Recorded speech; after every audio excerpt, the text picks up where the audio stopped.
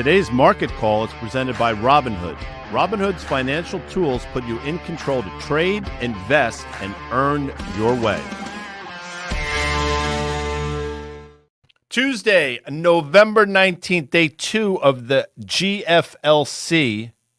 Dan? The Global Financial Leadership Conference held by CME Group. We're down in Naples, Florida, Guy. I'm going to say the Ritz-Carlton on the ocean. You just docked us. I just docked us. But we're here day 2. Been a great morning so far. We just saw Terry Duffy interview Vince Vaughn. That was pretty cool. He's one of your, is he like on your Mount Rushmore 100%. Of actors I think there? As a matter of fact, last night I saw him briefly at dinner and I walked up to him and said, "You're a blanking genius." He said, "I appreciate that. Who are you?" I said, "My name's Guy." It was actually pretty funny.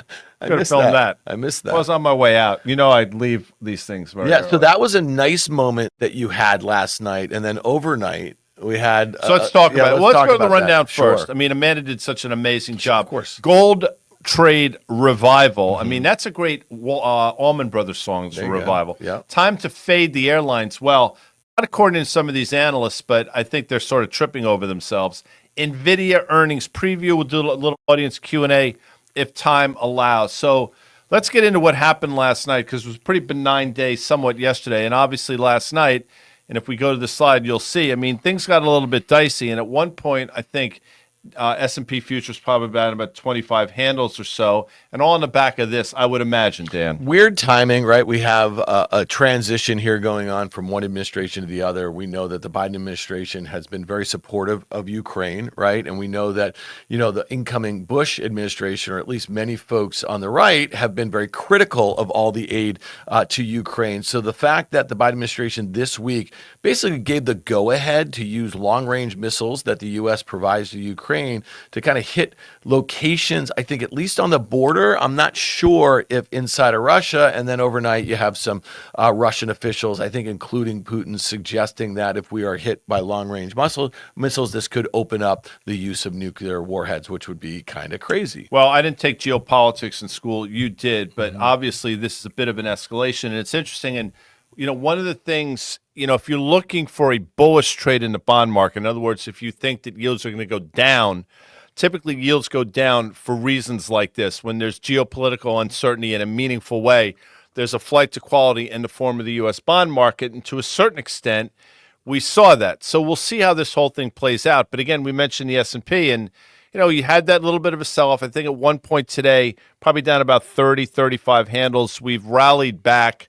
To think, so I'm sitting here unchanged to slightly higher. Yeah, I mean, listen, the fact that that sort of headline only causes some trepidation in stocks for like an hour is somewhat crazy to me. You do have the S&P up 17 basis points now. You do see the 10-year yield down, 3 basis points? That's it.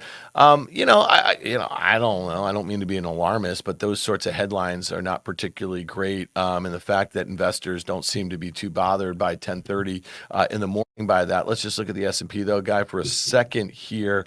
We had that move, which was below the low from 2 days ago. That would be Friday. You and I thought the Friday move was somewhat significant. You have a gap there going back to November 6th. You see that 150-day moving average in the SPY all the way down there. So again, that moving average is basically the uptrend line. And again, does it rest on Nvidia? We're going to talk about that much later, but who knows? Well, I mean, the short answer is probably yes. And I think one of the reasons, the market is sort of flirting with this unchanged or slightly higher is people just sort of, evening up ahead of what's going to be the main event tomorrow. But, we mentioned yields. Let's throw up yields again. I want to be crystal clear. I'm still one of these people that believe yields are going markedly higher. I was listening to Richard Fisher earlier today on one of the panels. Former Fed governor from Dallas. And I'm a big fan of it. As a matter of fact, when I saw him, he gave me a big hug. He loves you. He comes on Fast Money, and he gives you shout-outs. I'm a big fan. I really admire him. And, he was talking about the rate environment. He brought up people like Paul Tudor Jones and Stan Druckenmiller and some of the views that they had. And he talked about bond vigilantes. And again, I'm not going to speak for him, but one of his concerns is that rates start going higher and, the market might not being prepared for that. So again, yields backed up a little bit today on the things that we talked about earlier. I want to be clear. I still think yields are going to go markedly higher. Maybe see back and fills along the way. Now, obviously, Dan, the market has not cared at all in terms of yields. My question continues to be, at what point will that be? I thought it was going to be 4.5%. Obviously, that's not the case because we've traded there. But here we are in the yield market. I'd love to know a little bit about some of those guys like Druckenmiller, so they are playing for higher yields in a meaningful way, like what their targets are, or is this the sort of thing that they want to position their portfolios for some time? Again, I think that would mean reducing equity exposure if that's their take, but it doesn't seem like anybody is particularly interested in that. So as we talk about this, as we talk about a flight to safe haven assets, yesterday on Market Call, Guy, you and I detailed a bullish trade in the gold futures market. After that sell-off, we got back towards that uptrend. Talk to me a little bit about how you were thinking about, gold miners relative to that. You and I are both in the camp that technical pullback, seemed to be a level where you want to get in and play for a move back towards those previous highs. But some of the gold miners have acted particularly bad over the last couple months or so. More than bad. They were actually horrible. So let's sort of walk this through a minute. Amanda can throw up a gold chart, and we had that uptrend line in place for quite some time. You thought correctly that we probably trade down to it. We actually violated the 150-day moving average, albeit briefly, but did. We're seemingly probably back through it now. I think a couple things happened in terms of the gold trade. I think somewhat counterintuitively, that report out of Newmont Mining should have been a warning sign. For me, I didn't see it. I'll learn better for next time, and we addressed that yesterday. But obviously, when the election came out and the results were known within a few hours of the polls closing, that obviously I think was a bit of a headwind for the gold market, for whatever that's worth.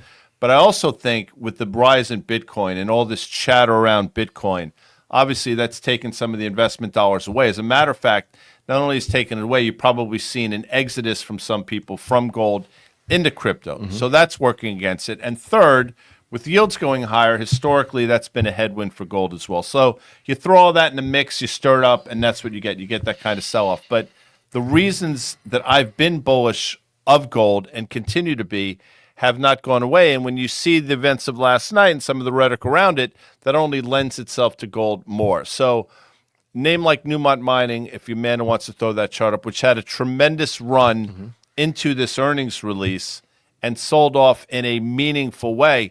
We got down to levels, and we talked about it yesterday, that theoretically should be support. And if you were of the view that gold was going to bounce like we were, Newmont Mining made a lot of sense on the long side. Yeah, and so again, I think in this sort of volatile environment, you want to kind of consider doing some, I guess, expressing, directional views with defined risk, right? And so that's one of the reasons why we look to the options market.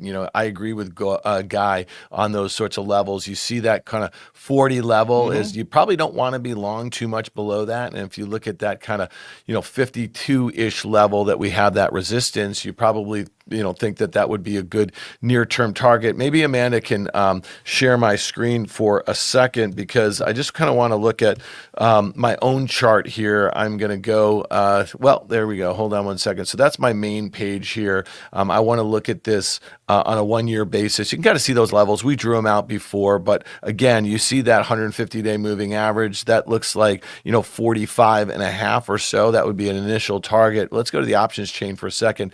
I want to look out to January expiration. I want to kind of give this some time to play itself out. So January expiration is going to be the third Friday of the month here. And so let me just kind of move down here. The stock is trading, let's call it 42.95 or so. Started to move up a little bit, but we were looking at the 42.5, 52.5 call spread. So here's the at the money. You can see my cursor right there. And I want to look at this 42.5 call. That would cost about $2.42. And I want to look up to the 52.5 strike here, and I could sell that for about 21. So earlier when I was putting that together, the stock was like 42.65. That was costing me about $2. You can see right now that's moved a bit of ahead of itself there, or at least the way I was putting it together. Let's just use those levels that I kind of came up with earlier. So today when the stock was 42.65, you could buy the Jan 42.5, 52.5 call spread. Costs about $2. Selling selling one of the 52.5 calls at about 25 cents and buying one of the 42.5 calls for $2.25. That is your $2. That is your max risk there. You have profits up to $8 between 44.5 and 52.5, with the max gain above a 52.5, loss up to $2 between 44.5 and 42.5. That's that long strike, and max loss of 2 below that. This trade risks about 5% of the stock price. I have a break even up about 5%, and I have a total gain of about 19% of the stock price if it's up about 24% in 2 months. That would be on January expiration. And just from a risk management standpoint, I like to use a 50% premium stop on long premium directional trades. So what would that mean? If Newmont went sideways or down and the spread that I just paid $2 for is about $1, I'm going to take my loss and I'm going to kind of move on. The probabilities of that becoming a total loser by January expiration goes up there. So that's the way I'm thinking about the trade, given Guy's bullish view on the underlying and then some of the technical levels that he's pointed out. Yeah, and here. you've given yourself enough time. I mean, my instinct suggests you're going to know pretty quickly whether or not this is going to be a winner or not. And, I do think we're starting to see the bounce now. And given, again, the dramatic sell-off in this mining stock as opposed to what was benign sell-off in gold, makes me think that the snapback in Newmont mining might be interesting. So I like this trade a lot. But, again, you have to have your risk reward in place. You also have to have your stop loss in place. I think you're right. $1, if it gets down to $1, if it gets cut in half, you're out.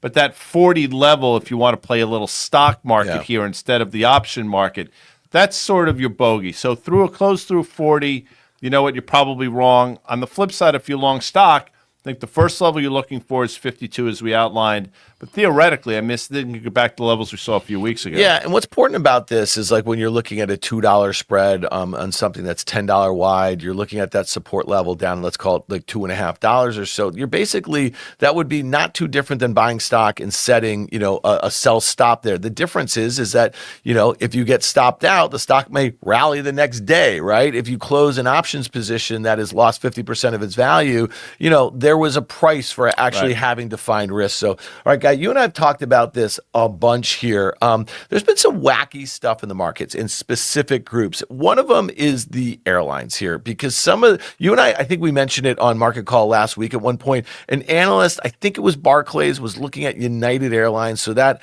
behind Delta, I think Delta is the largest market cap in the space. They went from a $75 price target to $150. The stock was trading around 90. Look at this chart right here. Okay, you see this thing, it's up from about what, $39 to right here. What is that, about 93.5 or 94 or something like that?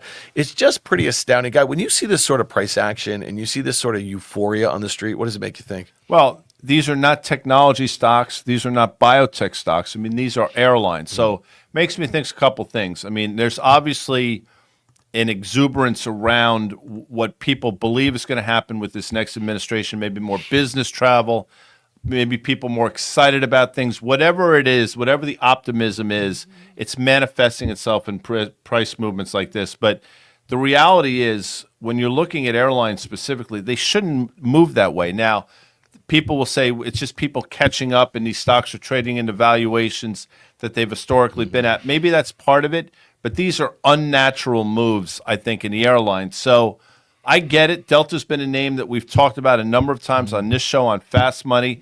Delta is absolutely broken out of a 3-year range that it's been in, a very trading, well-defined range. But a move of this magnitude doesn't make a whole hell of a lot of sense. Yeah, so you have United and Delta doing the same thing. And one of the things that, Guy and I often talk about is the kind of idiosyncratic risk that you have in a single name can be very tough, especially when you're doing directional trades. There's things that could happen, on the macro level as it relates to crude oil, the consumer, right, inflationary data.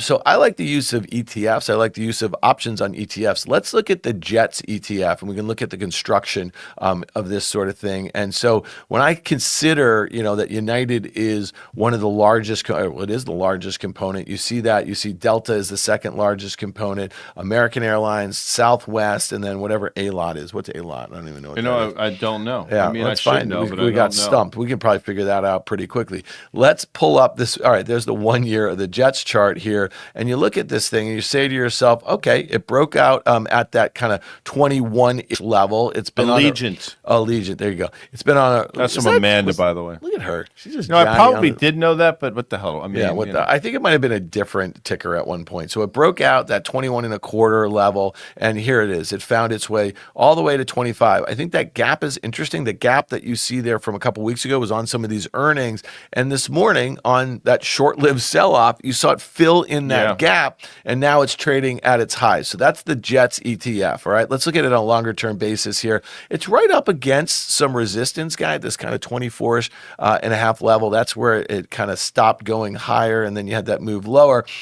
I want to look at a put spread here, and I don't want to look at the underlying. So just help me out how you think about using an ETF where, United, let's say it's 15% of this, Delta is like almost that. So you have two stocks that make up a quarter of the weight of this ETF. Well, you obviously, I mean, it's like playing roulette. Instead of playing one number, effectively you're playing 3, 4, 5 different numbers. So your odds improve, but obviously, you have to bet more. So you understand what I'm saying? Yep. Like there's a mitigation effect, but you're paying for that a smoothing mechanism, if that makes sense, which is fine. It does make sense. I think in terms of this, you could do it one of two ways. You could say, you know what, I understand how Jets is created. I'll play it through UAL specifically, or you get a little more diversification here, and you play it through the Jets. So in this case, I actually think it makes some sense. Yeah. So let's let Amanda share my screen here. This is my legend. It's a legend, mate.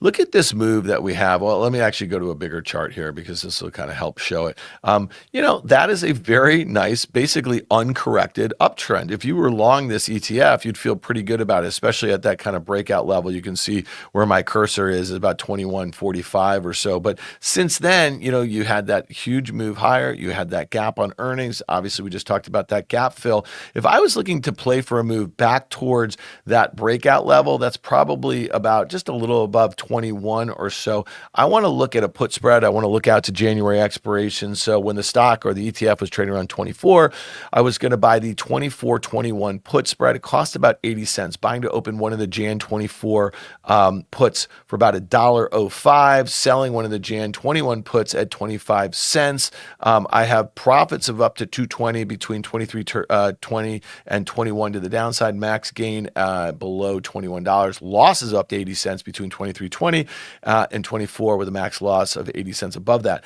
This trade risks a little more than 3% of the ETF price. It has a break even up about 3.3%. That's basically the break even because it's at the money, because I'm looking at the 42.5 strike. I have a max gain of about 9% if the ETF is down about 12% in 2 months. Again, I'm going to use that 50% stop in my head. Let's go back to my screen for 1 second here because I want to show you how I construct this trade. I'm looking at those levels. I think you can kind of see them here. I'm going to go to the options train. I'm going to go to January. Here we are. Again, that is the third Friday of the month in January. That would be January 17th. I'm going to be in London on January 17th. What's going Just on? a little, I'm actually going to be going to an Arsenal Aston Villa fixture. That's what the people. The Gunners. Yeah, they call it a fixture. Jacob knows that. He was. Why do they over call there it a before. fixture? I don't know. Why do they call it a fixture? Someone put that in the chat here. Hold on a second. I'm sorry. Yeah. They play things called friendlies in soccer. Yeah.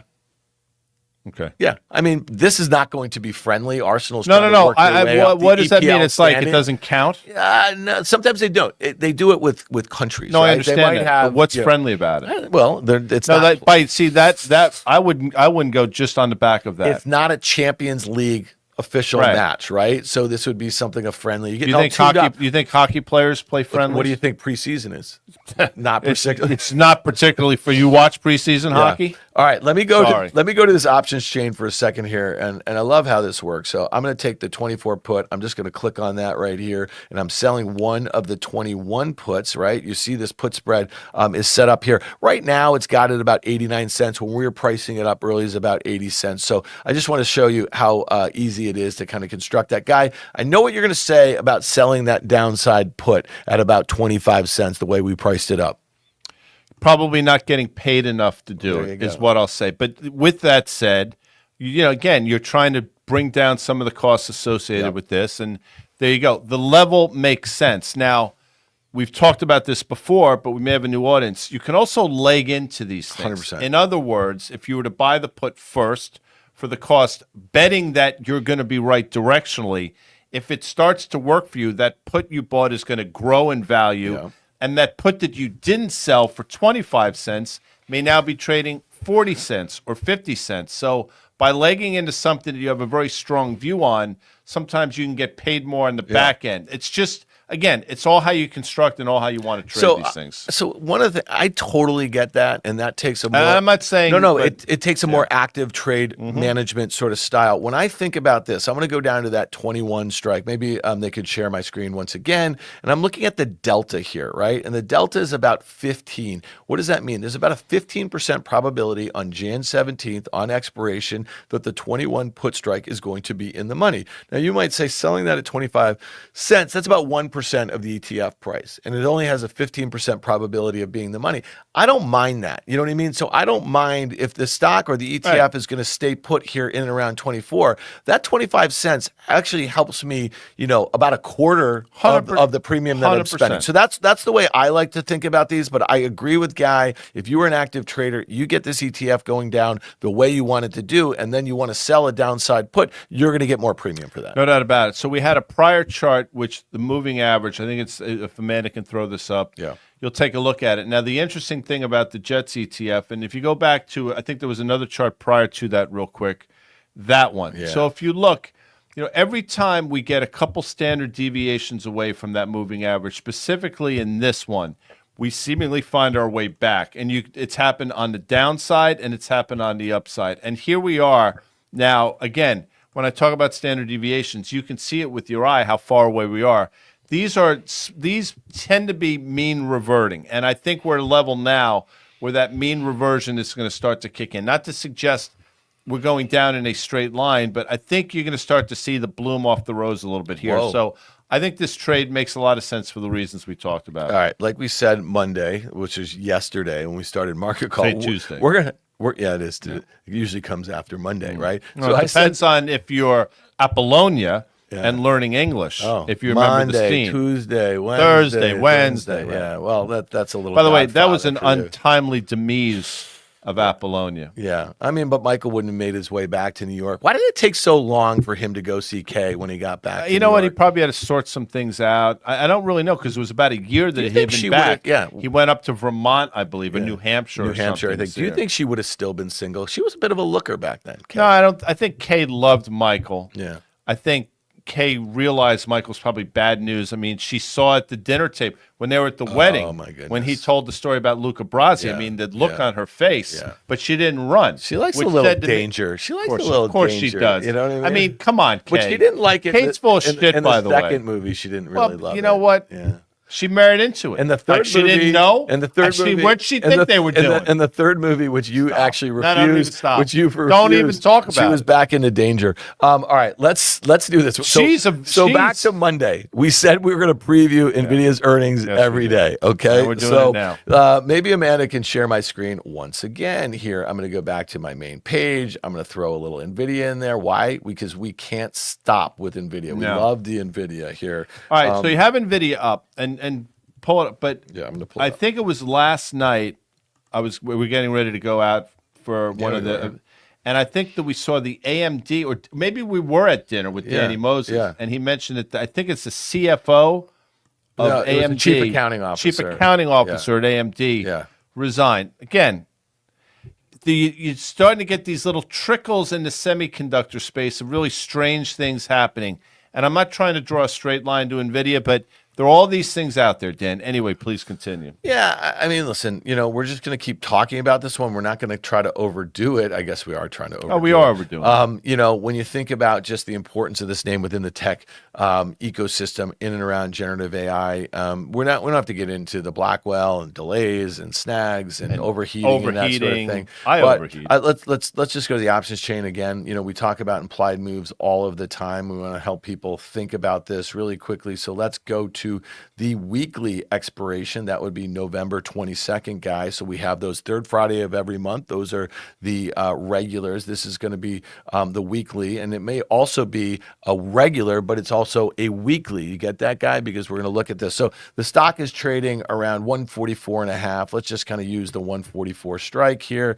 And, the call and the put premium, that gives you the straddle when you put it together. And it gets about, I don't know, $12.50. You can do the math there. It's about 9% either way. So if you were looking to make a bullish bet into the print between now and Friday's close, you could pay about $6.35 for that call. That's what you're risking. You have a break even at 150.65, and the same thing to the downside. Those are basically 665 less that 144 strike. You can do the math there. What is that? 137.50 or so. Is that right? I think that's right. No, but what's interesting about this is, and actually, it's 158. We're talking about the show Yeah. before the show, that the skew that historically has existed in Nvidia, the skew calls over puts, has really been sort of mitigated in a meaningful way into this release. Yeah, that was one of the things that just kind of caused us again and again to talk about a little bit, because there was greater demand for calls for basically the last year than there were for puts. The fact that they've kind of come in line, I think, is interesting. It kind of shows you that some folks are kind of getting hedged up rather than looking for a bullish move there. So again, we're going to do a deeper dive on Nvidia tomorrow because they report after the close, guy. One quick one before we get to a couple questions. I know you want to do that. Let's just look at this SMH put spread that we talked about a couple weeks ago on the program. It might have been a week ago or so.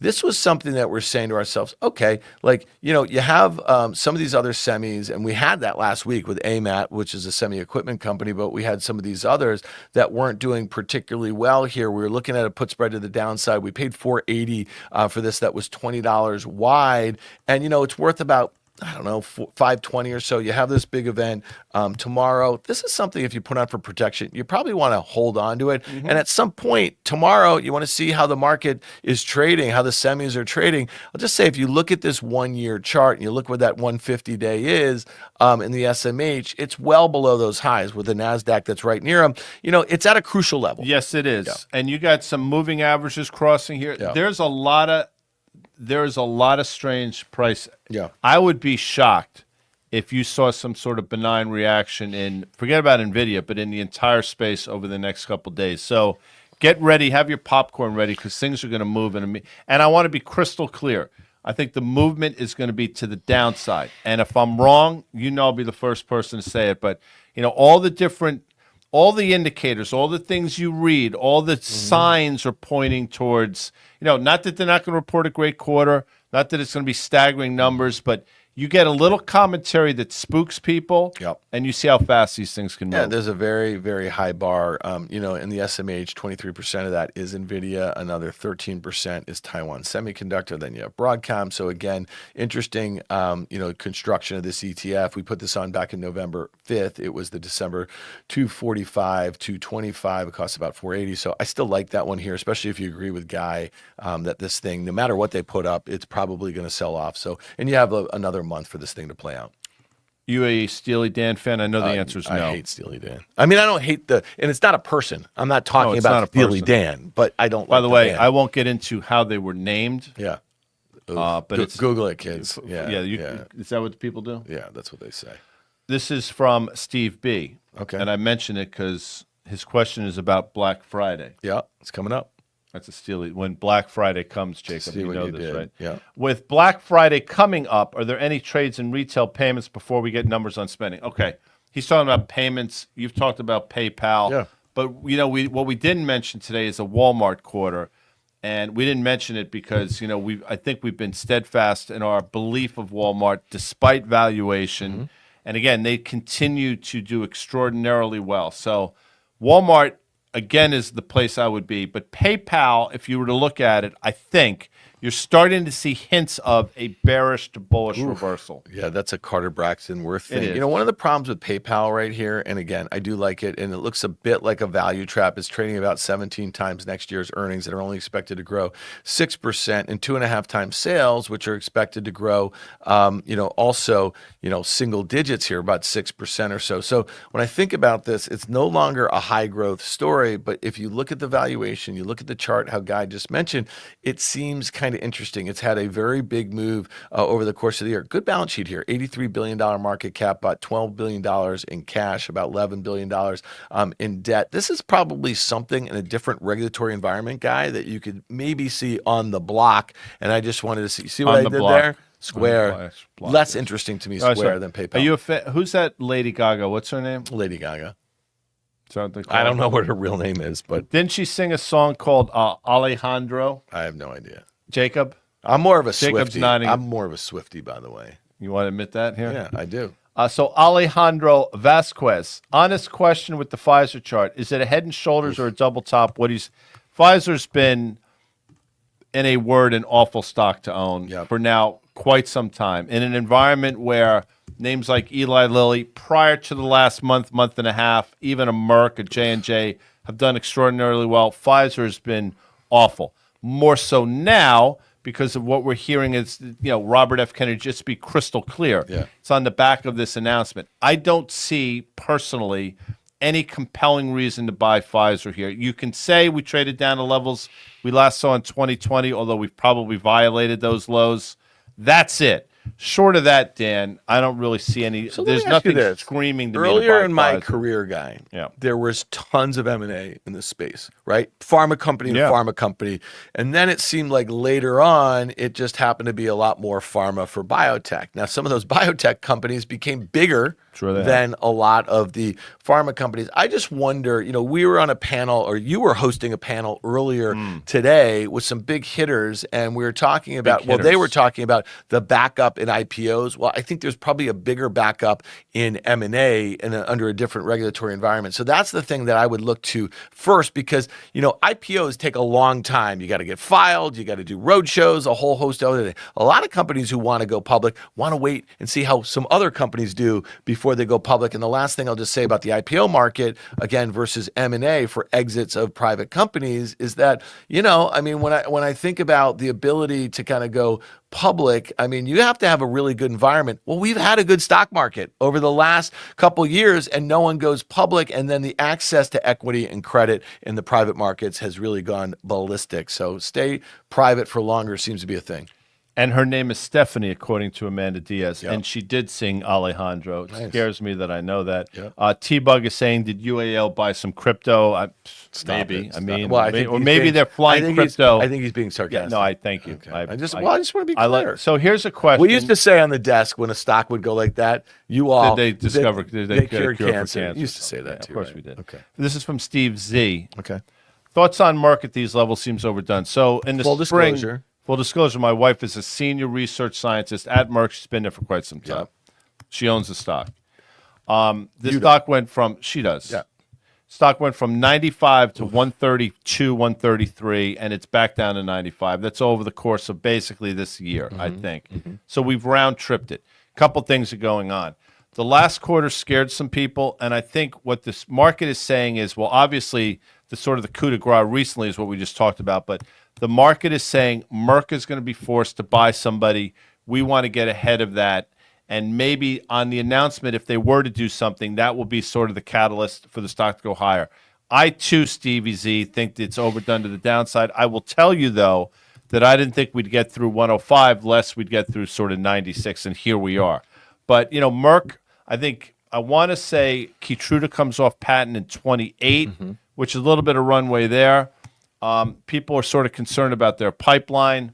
We'll see what happens. I think Merck is going to be forced to do something in the M&A, and I don't know anything, but on the M&A front. I got you, dog. All right, one thing before we get out of here. We have a special on the tape drop tomorrow morning. We have Steve Quirk. He is the head of brokerage operations, the president at Robinhood, which is the fine sponsor of this program. We bumped into Steve at this conference, the GFLC. We did literally and bump they into dropped him. some news this morning that we're going to talk about. Really interesting stuff, especially because we have a lot of RIAs who watch our programs, who listen to our pods. This announcement had something directly to do, and the numbers in the RIA space, Guy, are staggering, the size of which. So we're going to talk about that. Check that out in the OTT. That would be the On the Tape feed tomorrow morning. Guy, Dan, Steve Quirk.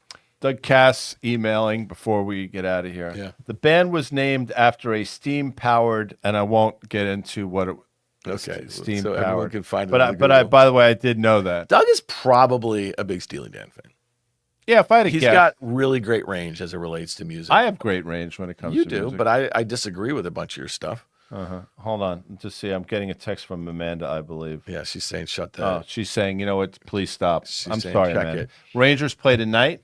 Oof. They're in Vancouver. Wait, here's a big one tonight, whether you care or not. This is Tuesday night. The 15-0 Cleveland Cavaliers are going to Boston. The 11-4 Boston Celtics, the world champion. What month are we in? Oh, this is No, where no. you I'm go. asking a You're question. like November. You're talking about the NBA season, Yeah, and you're sitting here saying to me yeah. that is a big one tonight because the It's undefeated interesting. Cleveland It's Cavaliers interesting. are going to Boston. Yeah. Okay. That's it. We'll be back tomorrow. I'm coming back. There's nothing late interesting tonight. about You're the coming NBA back regular tomorrow. season. Nothing. Yeah. You and Liz Really Young nothing. Thomas. They play on Saturday. They play on like Christmas Day.